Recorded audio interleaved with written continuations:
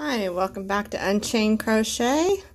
We are ready to start the intermission and move on to clue 3 in this video. Clue 3 is called On the Edge. So what you have so far is clue 1 and clue 2. You should have both of your pieces completed. There's 2. And your first piece you should have finished off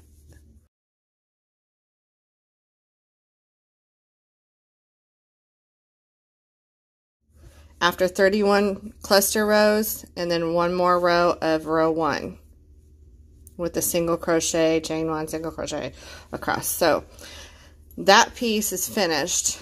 The second piece you still have attached to your skein, and you should have 30 cluster rows and then one more row of the single crochet, chain 1, row 1. So if you decided to make your pieces shorter, because mine is approximately 80 inches. Once the pockets are folded up and you finish the edge of the pockets, do the sides. Once it's all done, it's about 80 inches long. So if that's too long for you and you want yours a little more cropped as you wear it, then that's fine. You just want to be sure that you have one less cluster row on your second piece than you have on your first. So if you have, say, 26 cluster rows and then one more row of row 1, you want to have 25 cluster rows. This is just cluster rows, not counting your first clue. This is the second clue. You want to have 25. So whatever you do on the first piece, do one less cluster row on the second piece. And then we are going to get started. Now is the intermission. So here we go. Turn your, sorry, I keep bumping the phone. Turn your piece facing you, just like you're going to work on your second piece, because we're going to finish this last cluster row so that they'll both have the same number of cluster rows.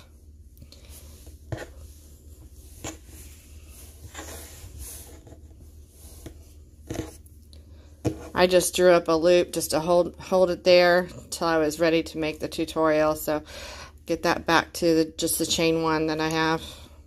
Actually, I didn't do a chain 1. That was my last single crochet. So what we want to do is hold the other piece and join it as we go. And what we're going to do is we're going to chain up and slip stitch to join to the first double crochet here. Then we're going to chain 1 and do a cluster stitch, and at the end of the cluster stitch we're going to then slip stitch join into the chain 1 across from it, right above that cluster stitch on the first piece. So let's just get started. You'll get the hang of this and you'll know right away if you're way off. Okay, so I'm going to chain 2. And I'm going to pick up my first piece, and I'm just going to slip stitch to that last single crochet there. Now I'm going to chain 1 for my chain 1 space I would normally have on the cluster row, and I'm going to go into that second piece because we're on row 31 of the clusters. And we're going to do the cluster stitch in there. 1, 2, 3, and 4. So now we've got that. We're going to draw through all those loops. And now we're going to fill for your chain 1 space right here. I'm looking at the back side of that first piece. And here is my chain 1 space I'm going to go into. The first chain 1 space you come to on piece 1. And you're going to just do a slip stitch. And give it a little bit of a tug. You don't want a real gap there. Okay, now we're going to chain 1. We're going to go into our next chain 1 space on our second piece. And do the cluster. 1, 2, 3, 4. Draw through all 5 loops, and now we're going to search again. Make sure you don't skip a chain 1 space on your first piece. This is the one I went into right here. I'm going to go into this one now. And you can check from the right side just to be certain, but we're working from the back side of piece 1. So here's the one I went into. I can see my thread right there. Now we're going to, this is harder to see with this yarn. I do apologize for that. Now we're going to go into that next one there from the back side. Go up and into it and just do your slip stitch and your chain 1. After we get about 5 of these clusters, 5 or 6 of them, I'm going to stop and show you that seam so you can be confident that it's going to look good. So now I'm clustering on piece 2 again for the 3rd cluster. Looking for that next chain 1 space. It's right there. I'm going to go up into that. And then chain 1 again. Now we're going to cluster again on piece 2.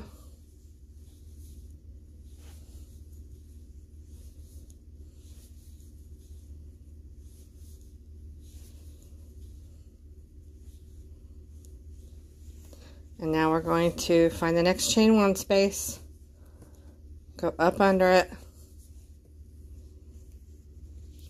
You don't want that too loose, but you don't want it so tight that you can't draw through your loop that you pulled through on your, and don't forget your chain 1 after your slip stitch. You want to make sure that you can pull through that loop that you made at the end of your cluster. So don't pull too tight.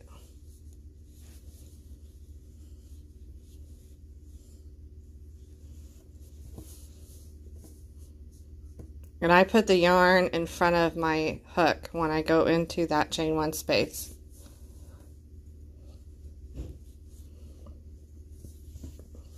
You don't want to forget your chain 1 spaces on this cluster row because of the fact it will end up drawing up on this side and be kind of whopper-jawed.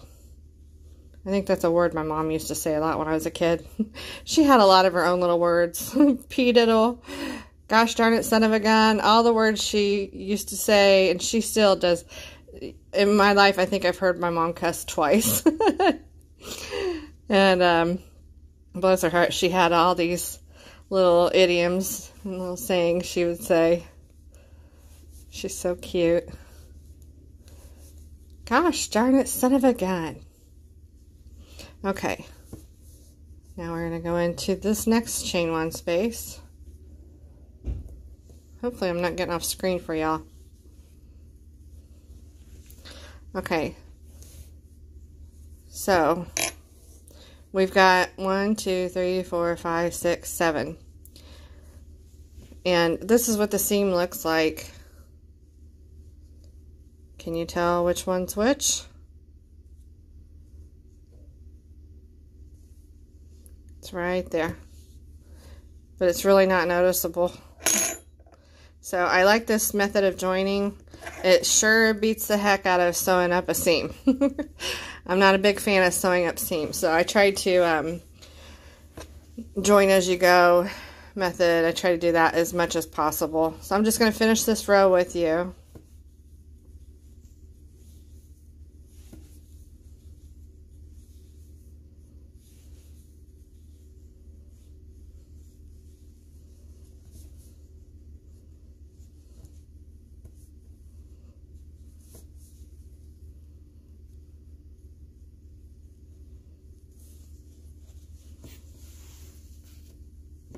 Get some yarn out.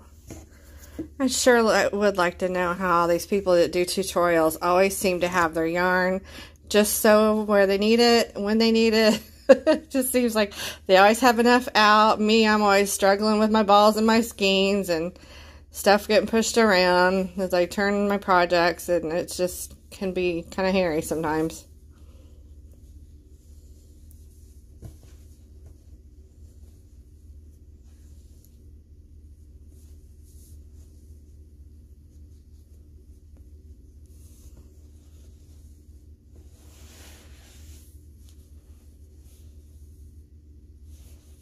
We're on to another cluster.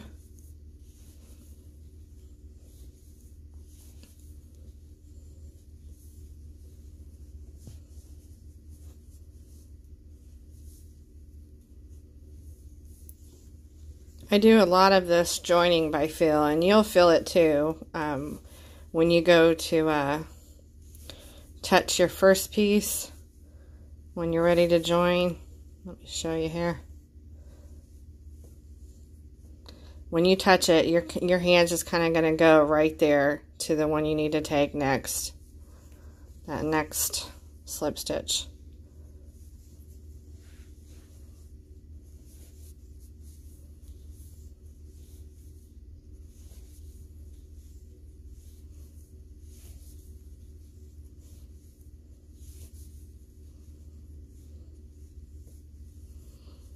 My nails, I'm realizing in the video, as I look at the camera, I'm seeing just how bright these nails are on screen. I did them today, and they really are like the yellow brick road. I put gold on the thumbs and the ring nails, and it's kind of a mustard. The other ones are. The mustard's almost true to color. But that gold looks awful flashy in this camera. But that's alright. I like a little bling. So now we're on to another cluster.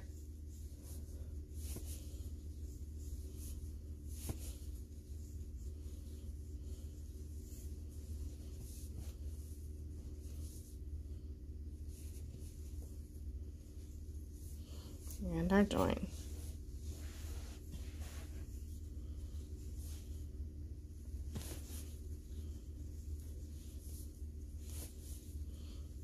I hope y'all can see what I'm doing enough. This piece is moving on me quite a bit as I get down to the other end. So I would try to go a little bit slower for you. Move it back into place.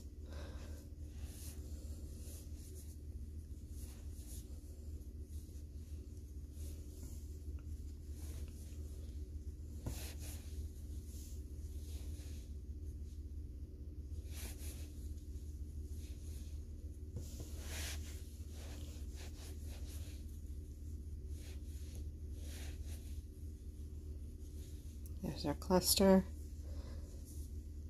Now we're going to slip stitch join there and chain one.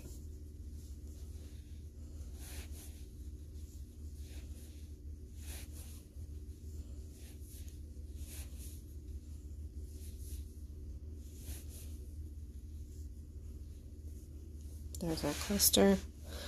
Let me fix this second piece here. It's kind of pulling on me.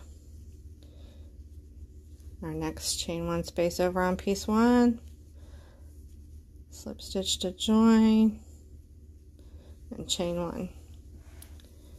We're almost to the end of the row.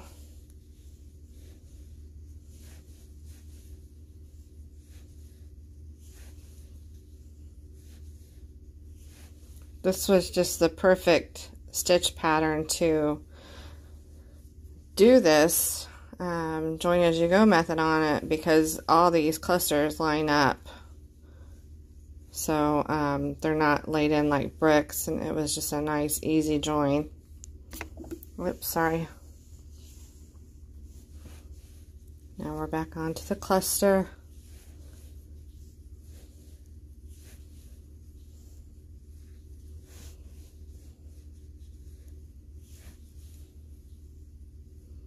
This may look a lot more awkward than it does doing it in person, because I've got to hold it at a certain angle so that you can get a good visual.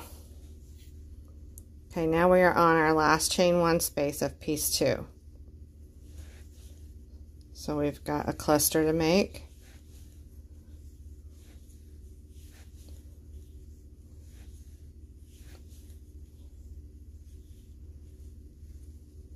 And then our last chain one space of piece one should be free right there.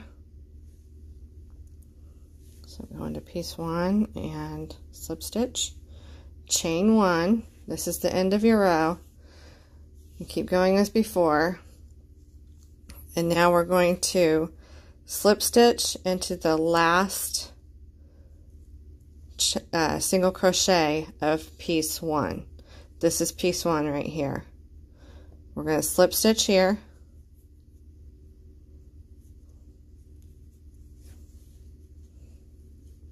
And we're going to chain 2, unless you prefer chain 3s for your single crochets. And you're going to slip stitch then to the last single crochet on piece 2 right here. So we did our cluster. We slip stitch joined to the last chain 1 space on piece 1. Then we did a chain 1, and then we slip stitched to the last single crochet on piece 1. Did a chain 2 to equal a double crochet. And now we're going to slip stitch into the last single crochet of piece 2. And then we're going to take one more chain, pull up a loop, and we'll be cutting it right there. So that's what the seam looks like, the join. And when you block it out, it's going to lay nice for you. That'll lay really nice. It's virtually invisible. I should say unnoticeable. And you don't have any tail to bury because we didn't sew the seam. And we worked off of our skein for that last cluster row on piece 2. We have no tail to bury at the beginning of that. Just one tail right here. And then we've also got the tail. I have the tail here. If you're right-handed, your tail may be over here on piece 1. But so there'll be 2 tails there to bury. I'm going to take a little break and pause this, and then we're going to get on to turning our pocket up to do the edge. We're not going to be sewing the pockets. We're going to be putting the edging on the bottom of the pocket. So here is our little intermission. And then we'll be on the edge. Quick note here, I forgot to mention that you'll need 2 more stitch markers. And you can use either stitch markers that are removable, or you can use 2 pieces of contrasting yarn and just loop it around the edges of your work. Okay, what we're doing next is we're going to fold your piece up on your stitch marker side. At one end of your piece, you should have one long continuous piece right now. If you're making this into a scarf rather than a wrap, you'll want to stop probably after this clue. It makes a nice wide super scarf. But we're going to kind of imitate or mirror, not exactly, but we're going to mirror this top edging that we did to the pocket when we first started and did the faux rib. So those were all half double crochets, and we also went through the 3rd loop to get the ridges across widthwise. So also, as a side note, should you like the back side of your clusters better, it's kind of almost like a puff stitch. See if you can see that good. If you like the back side better, just take your piece and flip it over. Oops, sorry. Take your piece and flip it over, and then fold your pocket up. So just depending on which side you like better for the front of your piece. For instructions' sake, getting through clue 1 and clue 2, that's why I had you place the marker, and we called that the back side. But it can be either way you like. The lemon peel stitch kind of looks the same on both sides. It's the cluster stitch that looks different. So if you like the texture, rather than the dimple side, then just flip it over to your other side and pick up with this clue here. So we are now on the edge, and we are going to take this and fold it up You can pin that in place if you want, but where we're going to, let me turn it sideways for you here.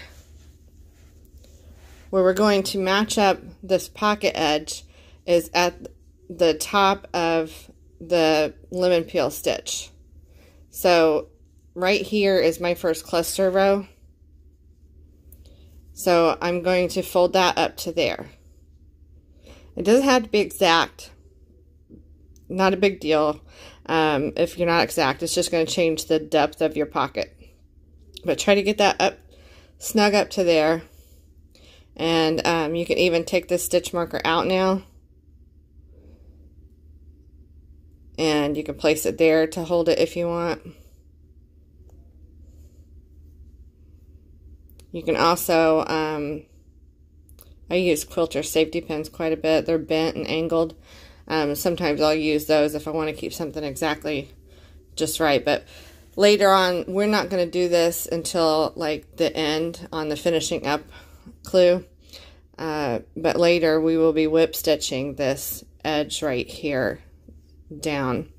I'm not doing it yet because it's pertinent to have this open so that we can get into just one layer for our sides. So once you fold it up and you find about the middle of your pocket section, which includes that ribbing band and the rest of your lemon peel stitch from clue 1, you're going to find about the middle. There's mine. And place a stitch marker there just below it. So here's the middle right there. So I'm going to place this stitch marker just below that. So I can visually kind of, and I'm not going through both, just pick up a few strands. Even one strand will work, but I usually try to pick up 2. And this is the trickiest part of this wrap that you're going to do, but it's a really cool effect. So either use your contrasting yarn or your stitch marker and place it just below that bottom edge of your pocket once you folded it up. So I've got that stitch marker in place. Try to move it back so you can see. Okay, now I can see. I'm going to flip it over and hold that piece kind of flat. See if I can get, let me get something contrasting behind there so you can visualize this a little bit better. Okay. It kind of wants to fold itself so you can see that it's straight. If you get all these little tiny bumps right here. Get the camera to focus a little bit better. See the bumps? There's a little ridge of bumps all the way across that row. And it kind of just wants to lay that way.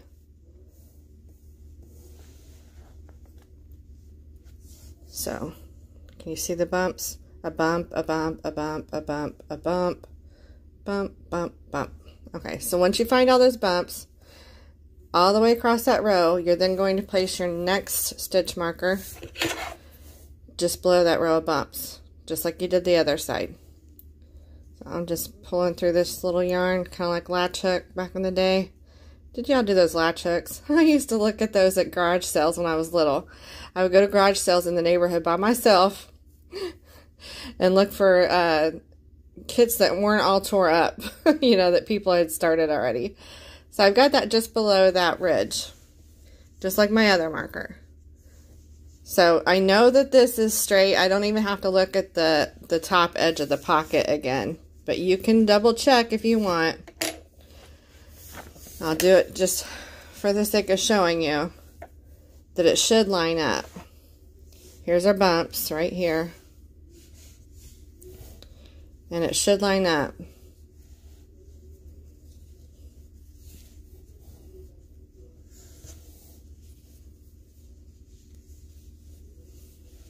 And there you have it.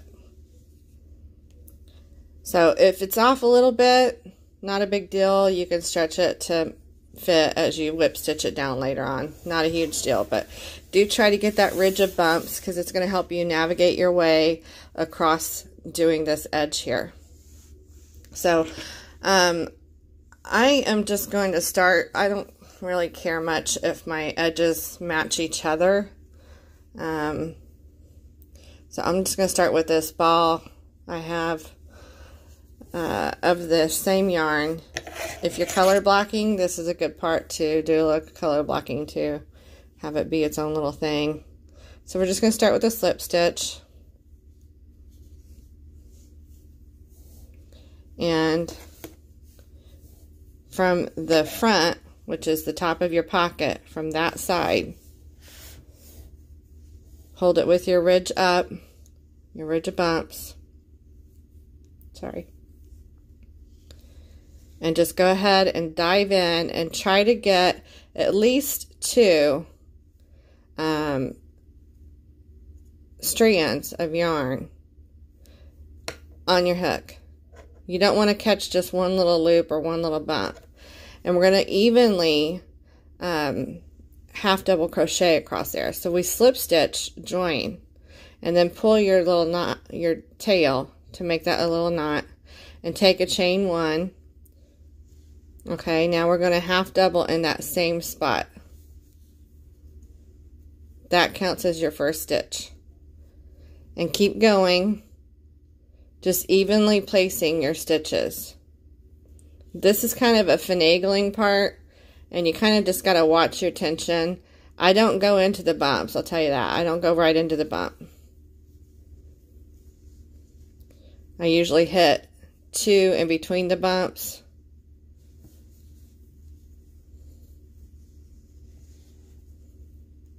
I kind of just use the bumps to keep myself straight. Okay, there's 5 stitches now. Just keep doing half double crochets across that row with the bumps up. When you get to the end of this row, remember we started with 39 stitches. See if I can let you see a little bit closer where I'm going. Here's a bump right here. I'm going to go on the other side of that bump. And I've got 2 strands there I've caught up. Not pertinent, but it does help stabilize the piece. And then I'm going to take, I'm skipping that little spot right there where there's a little loop there. I'm going to take another one right there to the left of that bump. So you've got 2 stitches between the bumps. And you can see, if you look closely right here, you can see here's one of the bumps. Here's a bump. Here's a bump. There's a bump. So you've got 2 stitches before the first one and then 2 in between each of the bumps. If you don't do it exactly like mine, it's okay. Just think, look at your tension, look at your piece, and just see that your tension's good, the piece is even, you know, it's pretty straight. You don't want to start, and this doesn't slide around a lot when you have those 2, the front and the back of the pocket together. It's not going to go flying around on you. The lemon peel stitch does help it lay nice right there on that fold. Kind of creates its own little fold. But what we're aiming for is to get close to 39 stitches of these half double crochets. Just so that it's not too tight and not too loose. So if you get, I'll just tell you now, I think my first one, my test piece, I got 41. And that's okay too, because this half double crochet ribbing tends to shrink up just a tiny bit. So if you get a couple more stitches, that will actually help you out. We don't want to warp our piece, because what we're going to do is be working up the sides, up the, you know, vertically up the piece, and we don't want to get to where there is just too much tension or too much looseness to this section here. We don't want it to draw up and draw the piece inward.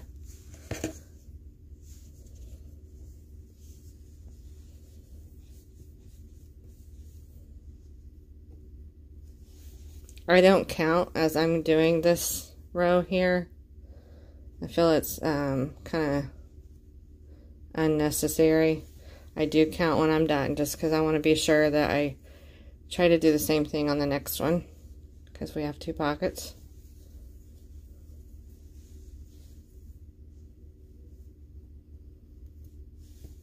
But if you need to stop once in a while and be sure that you have not navigated away from that ridge of bumps, then you can do that. But you can see mine's pretty straight right there.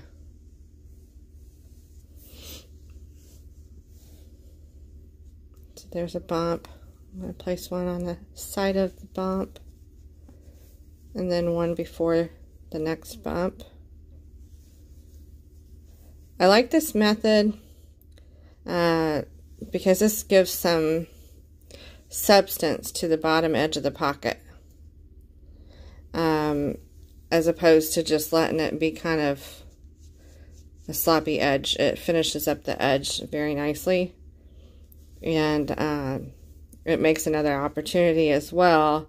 I do plan to make another one of these and color block it, so it makes a nice opportunity for color blocking. I'm switching to another color for my long edges, just because I decided I wanted some contrast. But I decided I didn't want to use that second color across the bottom of the pocket because I didn't want it to look like it was framed in completely. I just want 2, you know, stripes along the side. I don't want it to look like it's boxed in.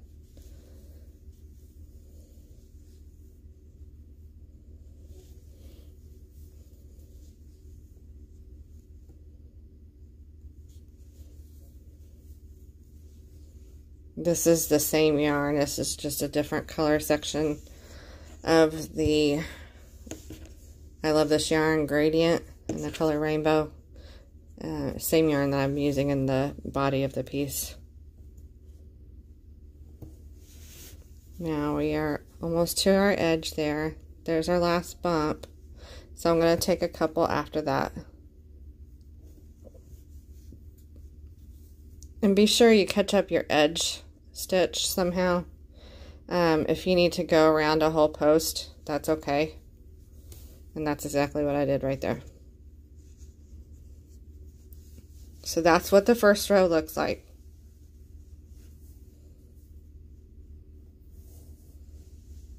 Alright, I'm going to pause this because I need to flip the piece over and I don't want to bang the phone and make y'all seasick. So, hold on just a minute. Okay, now we're going to look for that third loop of the half double crochet.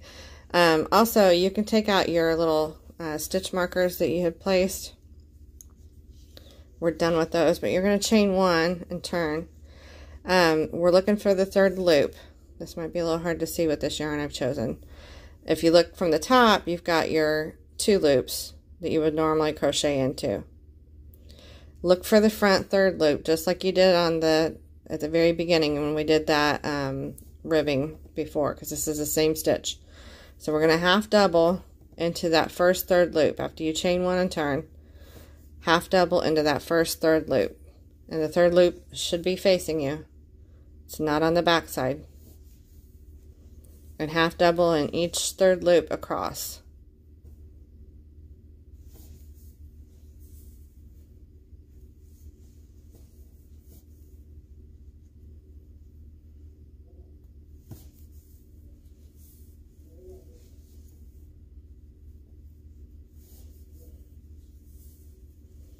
Another reason why I've chosen this method for doing the pocket, just folding it up like this, making it part of the middle of the wrap itself, is because of the simplicity fact. You don't have to sew a pocket on later. All you gotta do is whip stitch up the sides of it. It's in place for you. You've got it all lined out. There's kind of landmarks once you get your sides on, your 2 vertical borders. And you just have to eyeball it and whip stitch it, and the whip stitching is easy to hide in this pattern.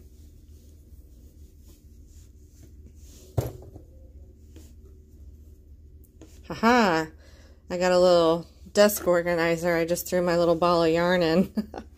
It's holding it quite nicely, and I can just pull my yarn as I need it. Very easy. Okay.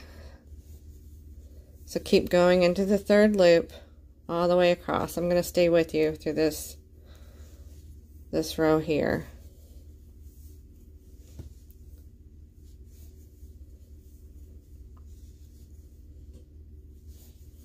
And what this is doing, going through this third loop, just as before when we started the project, this is creating a ridge on the other side, kind of a chain ridge look.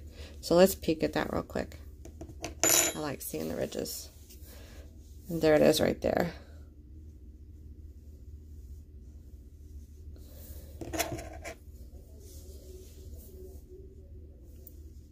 I don't know if y'all can hear, but my husband's on the back patio. He took his food out there and the dog, and he's now on the phone. He talks so loud. I'm in the master bedroom, and I can hear him clear in here. He's so adorable. Okay. Keep going into your third loops. Watch your tension. You don't want to get too tight. This should be a relaxing project. Crochet should always be relaxing. I guess unless you want a nice tight stitch to something like a amigurumi. That's one reason I don't do amigurumi. I love to admire them. I love how they look, but I always think I can just go buy a little stuffed animal. But I love amigurumi. I'm just not an amigurumi maker. That's okay. We can't make everything. Sometimes I think I can. I can't imagine the time they put into those little things. All the details.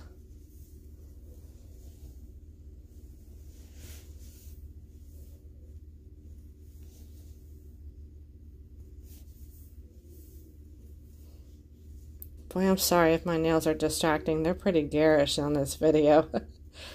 I promise they look much more calm in person.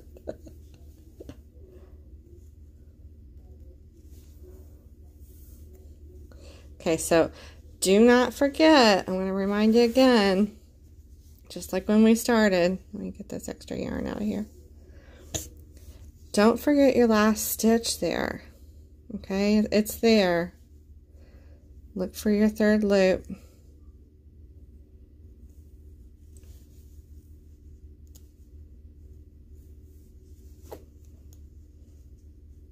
And I think I might have skipped one. Can y'all see that? I got a little bit of a gap there. I don't like that, so I think I skipped one.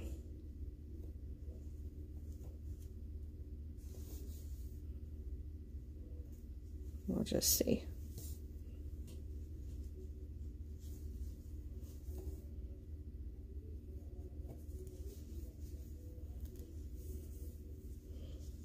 Okay, so, and I forgot, I did not count my stitches, so I'll just do that now real quick.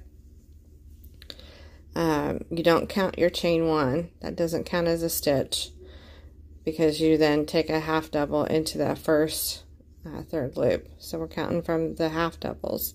1, 2, 3, 4, 5, 6, 7, 8, 9, 10, 11, 12, 13, 14, 15, 16, 17, 18, 19, 20, 21, 22, 23, 24, 25, 26, 27, 28, 29, 30, 31, 32, 33, 34, 35, 36, 37, 38, 39, 40, 41, 42. I've got one more, and this does look like it's coming out just a bit on the edge, like there's a bit of a flare. So I'm going to do away with one of those. Tell you what, if you have the same problem, you can do the same thing, but I'm going to go through both third loops. I don't know what that is right there. I may have been a little loose on my first chain one space that I started with after we slip stitched to join. So I just went through 2 of those together, and it made that edge nice and neat. So there's 41. We started with 39 when we started, and if you look at the top of your pocket piece, you'll see it kind of draws in, which is a really great thing about the top of the pocket, because even though it draws it in, it's not enough that it's going to draw in the whole thing once you stitch it in place on the sides. And it's just enough of a draw in to keep your pocket from sagging. These are wide pockets. It keeps the top of it from sagging down really bad. I don't like saggy pockets. So when you get to the end of that row, you're going to chain 1. This is really just a refresher course if you did clue 1 already. Chain 1 and turn. And now we're going to do the same thing again. We're going to half double into that first third loop of the half double. Did you know that every stitch has a third loop? I don't know about the slip stitch, but I do know that the half double, the double crochet, and probably the treble too. I haven't looked at the treble, but I know the half double and the double crochet and the single crochet all have a third loop.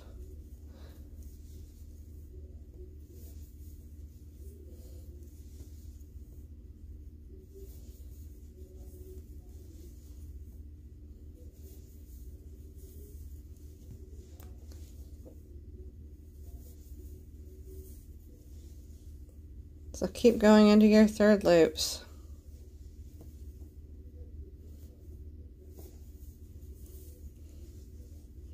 Here's our ridge there, that yellow and green right here.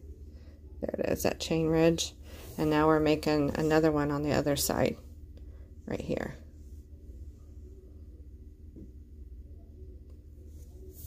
So continue on across this row. I'm gonna meet up with you at the end of this row, and we'll start another one together. Okay, so I've gotten to the end of that row. I'm going to turn the piece, chain 1, and continue on in the same stitch, going through your third loops.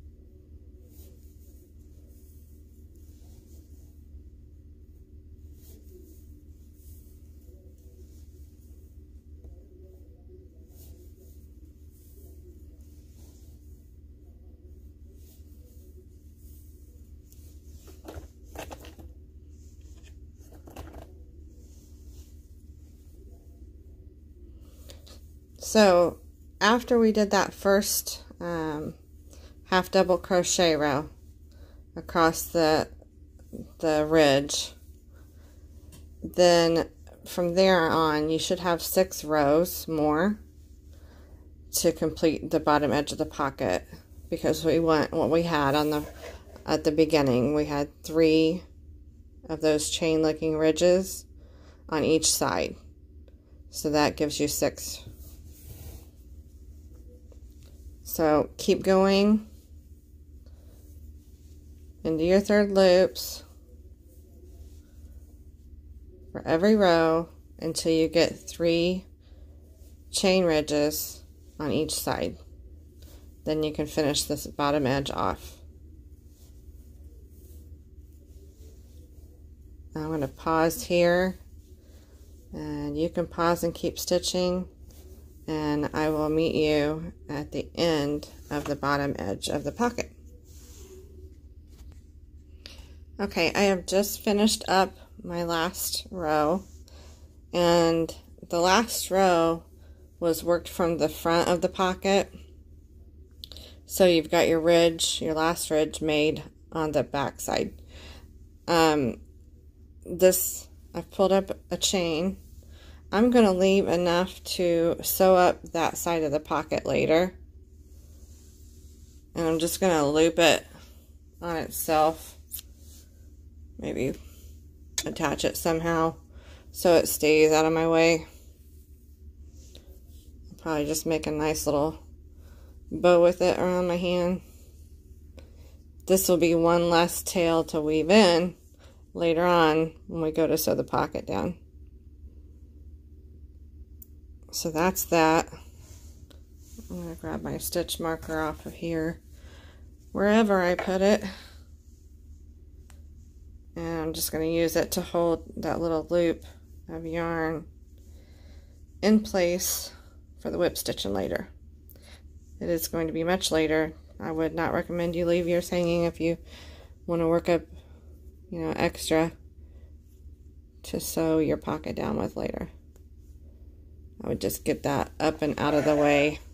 I'm just going to attach it up toward the middle of the pocket so there's not too much slack and it getting in my way. Hopefully this works. If not, I'll move it.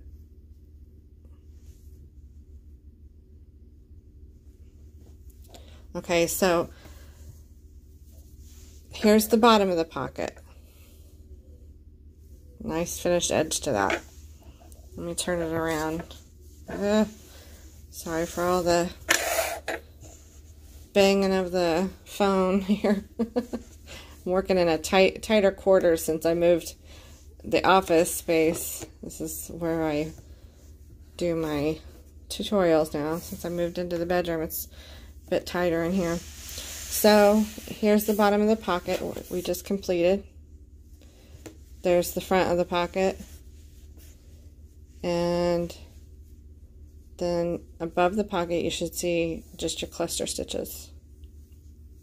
Okay, so now these sides of the pocket, just leave them flapping in the wind, because what we're going to do next is, in the next clue, we'll be working up the side. And when we start working up the side, we're going to be starting at the bottom edge. We're going to be jumping over where this pocket is and working just up the body, up the back side of the pocket, on up all the way around your neck and down the other side. So this piece, you want to leave that as a flap for now, so you don't have a really ugly, chunky join right there when you do your first row vertically. Does that make sense? I tried it to join it as I go and add the edge on, but it was just too much bulk, and it just looked a lot different down here than it did at the top. The top laid nice and smooth. This side was all bumpy and kind of gross. So I've tried it both ways, and it worked best just to hop over that. So next clue will be joining there at the bottom tip of the edge we just did, and going up and down, up and down. All right, so that is the end of clue 3, end of intermission and clue 3 on the edge. And join me next time for clue 4, and I will see you all later. Hope you have a good day, night, wherever you are. Bye-bye.